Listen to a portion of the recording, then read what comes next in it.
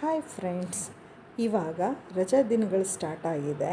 ದಿನ ಮನೆಯಲ್ಲಿ ಮಕ್ಕಳು ಹಾಗೆಯೇ ಗೆಸ್ಟು ಎಲ್ಲರೂ ಬರ್ತಾನೆ ಇರ್ತಾರೆ.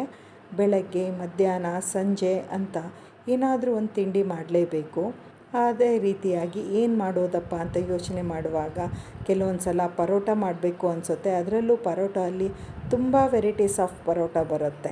ಅದನ್ನೆಲ್ಲ ನಾವು ಮಾಡಬೇಕು. ಆದರೆ ಯಾವುದೇ ಕಾರಣಕ್ಕೂ ಮನೆಯಲ್ಲಿರ್ತಕ್ಕಂತಹ ಕಟ್ಟೆ ಇರ್ಬೋದು ಅಥವಾ ಮಣೆ ಇರ್ಬೋದು ಸ್ವಲ್ಪನೂ ಗಲೀಜಾಗಲಿಲ್ಲ ಹಾಗೇ ತಿನ್ನಲಿಕ್ಕೆ ತುಂಬ ರುಚಿಕರವಾಗಿ ಈಸಿಯಾಗಿ ಕ್ವಿಕ್ಕಾಗಿ ಪರೋಟ ಮಾಡ್ಕೋಬೇಕು ಅಂತಂದರೆ ಅದ್ರ ಬಗ್ಗೆ ನಾನು ಇಲ್ಲಿ ನಿಮಗೆ ಒಂದು ಸಣ್ಣದಾದಂತಹ ಒಂದು ಮಾಹಿತಿಯನ್ನು ಕೊಡ್ತಾ ಇದ್ದೀನಿ.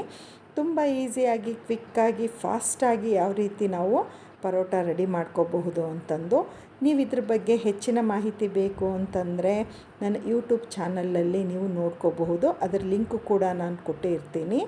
ಯಾರಿಗೆಲ್ಲ ಪರೋಟ ಮಾಡಬೇಕು ಅಂದರೆ ಇಷ್ಟ ಇದೆಯೋ ಇದನ್ನು ಬಿಗ್ನರ್ಸ್ ಕೂಡ ತುಂಬ ಈಸಿಯಾಗಿ ಮಾಡಬಹುದು.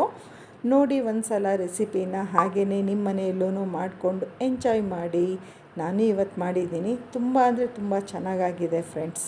ಬನ್ನಿ, ಎಷ್ಟು ಸಾಫ್ಟಾಗಿದೆ ಅಂತಂದರೆ ಅದು ತಿಂದಾಗೆ ಹೇಳಬಹುದು ಎಷ್ಟು ಚೆನ್ನಾಗಿ ನಾವು ಪರೋಟ ಇಷ್ಟು ಈಸಿಯಾಗಿ ಮಾಡ್ಕೋಬಹುದಾ ಅಂತಂದು.